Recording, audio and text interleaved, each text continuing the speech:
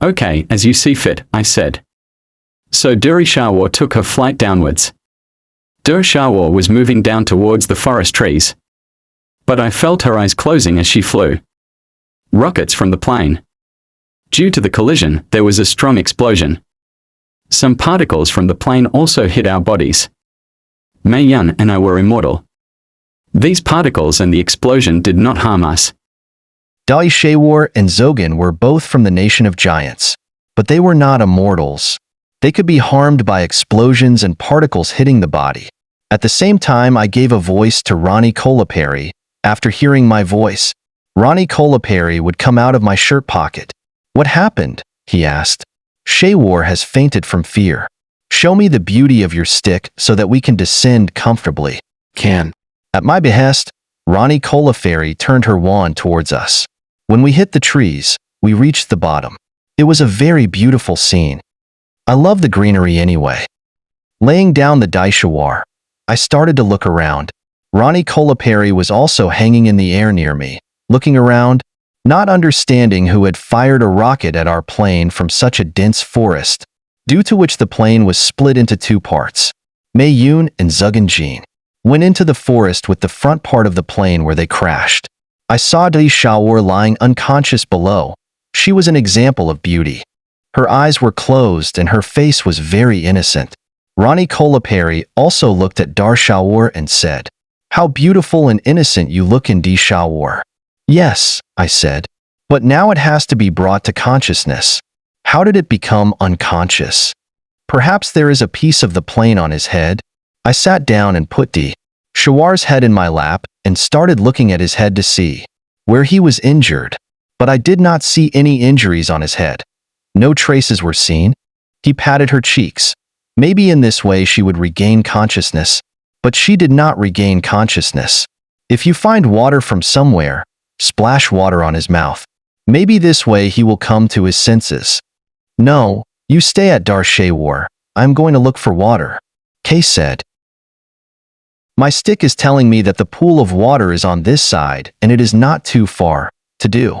"No need." After being satisfied by Ronnie Kolaperi and Durishawar, I followed the path shown by Ronnie Kolaperi in search of water. There were green bushes on the way. I was moving ahead, removing these bushes. My life also took a strange path. I was a simple young medical student living a very peaceful life. But the arrival of Durishawar and Dukan created a stir in my life. I started to see a pool of water ahead, so I increased my speed so that I could reach the pool as soon as possible. Take water from the pool and bring Durishawar to consciousness.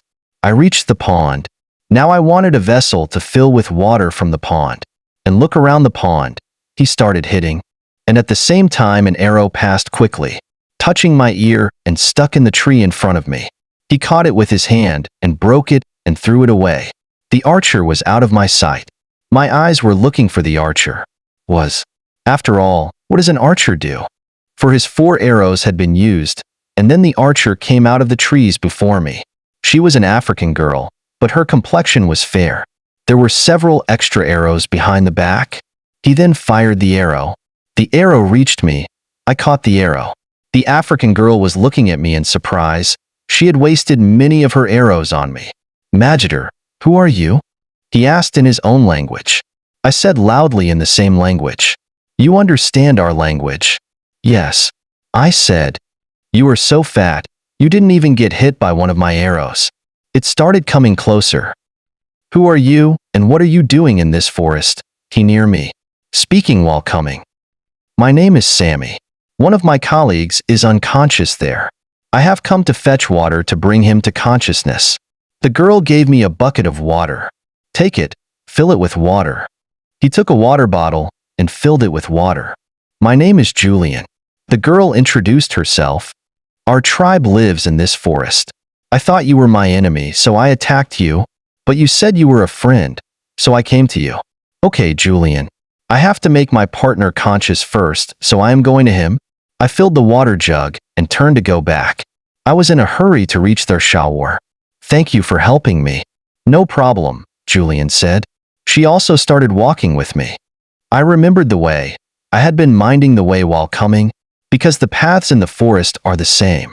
Julian and I were moving forward when we heard a rustling in the bushes. Stop! What happened? I asked, and Julian said, the leopard is following us. I am not afraid of the leopard, to my companion. What did you say? You are not afraid of the leopard. It will tear your jitter to pieces. Run away from here, otherwise you will be killed, Julian said, and then a leopard jumped out of the bushes and stood in front of us. It was a very big leopard. Killed came out of Julian's mouth, and she stood behind me, as if the leopard wouldn't say anything to her by hiding behind me. Now will not be saved, Julian said in a trembling voice. The leopard was staring at me and I at the leopard. He was preparing to attack me. What are you doing? Why don't you run? You'll kill me as well as yourself. Just be brave, I said to Julian, and then the leopard jumped on me. He was flying in the air coming towards me, and then as he got closer, I grabbed him by his front legs and spun him around, and threw it to one side with all its strength. The rainbow flew in the air, went far away, crashed into the trees, fell down and stood up. Many bones in his body were shaken, looking at me from. He couldn't believe that I had caught such a heavy leopard, and threw it in the air and threw it away. Seeing the leopard and the tiger, he fell down hard in his place. Perhaps his courage had responded, so he attacked a second time. Instead of doing this, he felt free to run away and he started to run away. The way he ran was telling that the bones of his body were broken in many places. You are a wonderful person. You catch my arrows and break them. Did you even kill a leopard? You are the thing. Julian was speaking, and instead of answering her, I started moving forward. It was getting late. I was worried about Shawar and Rani Kola. Perry. I wanted to reach them as soon as possible. Ma was walking fast, which Lane was also walking with me, and then we reached the place where I had left Darshawar and Rani Kola Perry. They were not here. I started looking around worriedly. I started calling them, but no answer came. Finally, where did they both go? I sat down holding my head. I did not understand what to do now. Where should I find them? The forest was so big. What happened? Said Julian, putting her hand on my shoulder, and I said, I left my partner here, but he is not here. You shouldn't have left him alone. This is a very dangerous forest, I said.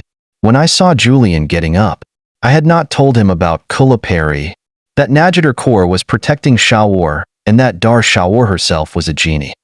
Nothing can spoil the African jungle or the animals that live in it. You, being a resident of this forest, you will know a lot about the forest. Yes, I was born in this forest and played in this forest. In this forest, our tribe is settled. Our ancestors are the inhabitants of this forest. Then how can I not know about this forest? Or you were a girl. Now tell me where I can find my mate. Yes, this is the problem. You do this with me, my clan go, there consult the elders. I am the daughter of the clan chief. I am sure my clan will solve your problem. Our clan, people help you find your partner. Younga, I liked what Julian said because I was unfamiliar with the forest. It was better to seek help from Julian's clan and find Shawar, Zuganjin, and Mao Yun than to wander in the forest alone. Walked with him towards his clan. How far is your tribe? It's far enough to walk. Now this is a forest. It's not a city. We'll get a ride. I've gone out for hunting. Before I go back to the tribe, I'll have to hunt. I'll take my prey and go back to the tribe, G. But tell me what you and your companions come to do in the African jungle. Do you come to have fun, or do you come for some purpose? After saying this, Julian became silent, and I said, a colleague of ours has an uncle living in Africa, and we are coming to visit him. Well, what's his name? Julian said, Li Chun. I told Mei Yun's uncle's name Yun. I had mentioned my uncle's name before leaving for the trip, so I remembered it. Yes, do you know him? Yes, who doesn't know him? He is a very famous person in Africa and a very good person, but today there is a problem with him. His son has also been abducted. Oh, you know a lot about them. Tell me who kidnapped their son.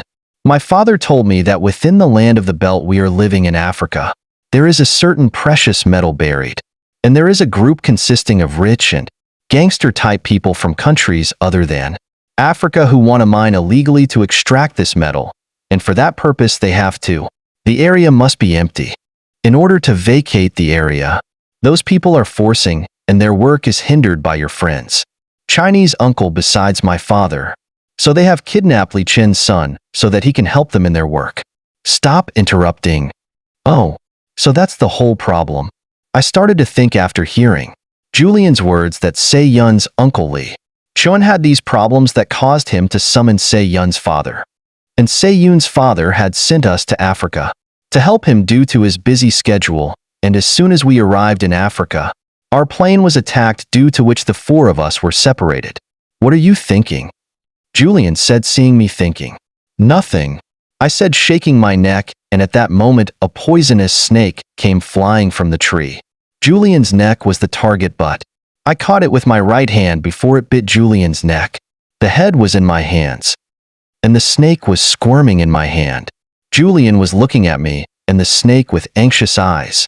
When I spoke, I hit the snake's head on the ground, and the snake died. Oh, thank you for saving my life. If this snake had bitten me, I would have been dead by now. You golden-complexioned youth. What happened to you? You caught a leopard by your hands and threw it away. You catch a snake easily, catch an arrow and break it. Your personality is such that the heart is automatically drawn to you. You are not an ordinary boy. It's just your thinking. Otherwise, I'm also a normal boy. I said to satisfy Julian. I'm not up, Julian said, laughing, and at the same time his eyes fell on a deer. Was eating the leaves of which Lane signaled me to be quiet and shot an arrow in the bow. Stuck on the deer. His aim was good. The arrow passed through the deer's body and the deer fell. Julian quickly moved forward, took out the dagger from his waist, and turned it on the deer's neck. It's done. Now I will take it and go to my tribe. He picked up the deer and put it on his shoulder. After walking for a long time, Julian's tribe began to be seen. His tribe was occupied by the huts of Gon's funds. There was a field inside the forest in which the huts were built. There were huge trees around the tribe that hid the tribe. The tribe could not be seen from a distance because of the trees. Seeing Julian coming, some women of the tribe who were dressed in wild clothes approached Julian. Julian and his dress were different from those women. It was probably because Julian, the chief of the tribe, had a daughter, but Julian's complexion was also fairer than these women. I did not understand why. One of these women took the hunted deer from Julian's hands. The eyes of the women were fixed on me. They all wanted to ask Julian about me, but they didn't have the courage because Julian was the chief's daughter who, after catching the deer, went ahead with me and stopped in front of a big hut. Julian and I were standing by the thorn fence when a tall African man and a fair-skinned English woman came out of the hut and started coming towards us. This is my father and mother. Now you may be wondering why my mother is white, so I will tell you the reason. My father saved the life of an English woman who came to Africa from a dragon. I got married to my father. That's why I'm a little fairer, because of my mother. Why was she different from other women? Julian's mother and father came and stood near us. Both of them were looking at me with questioning eyes. Fadria is my friend. SAMI. His brother sent him and some of his friends from China to help Li Chun, but due to an accident, his friends got away from him and I found him, so I took him with me. I came, and this is a wonderful boy. He caught the leopard with his hands and threw it away. He saved my life from a poisonous snake. When Julian remained silent, her father spoke. You did well what you did to him. Brought with me, Li Chun had informed me that some of the guests are coming from China, but later found out that on their plane, the Laga gang attacked and destroyed it, as the Laga gang also found out. It was said that Li Chun had summoned some people from China to help him, but this Jeter, it is good news that one of Li Chun's guests is standing before me alive. After listening to Julian's father, I understood who had attacked our plane and why. What is this gang, uncle? I asked Julian's father. Laga gang is a gang of illegals. It is famous all over the world for its crimes. It is a very powerful gang. This gang has a network spread all over the world. This gang can interfere in any country. Government can collapse. It has been heard that there is a precious metal buried in the ground of this area of Africa, which is why this gang wants to take possession of this area, so that they can extract the precious metal by digging, but some of the tribes, especially Li Chun, have prevented them from doing this. We have become a wall in the way of the Laga gang, due to which the Laga gang has become our enemy, and Nader wants to eliminate us. It is a powerful gang with a lot of influence. People from many countries of the world are involved in this gang. We can't stop it for long. The thing is, I heard Julian's father and said, but we will stop this gang. He said, no, they are alive.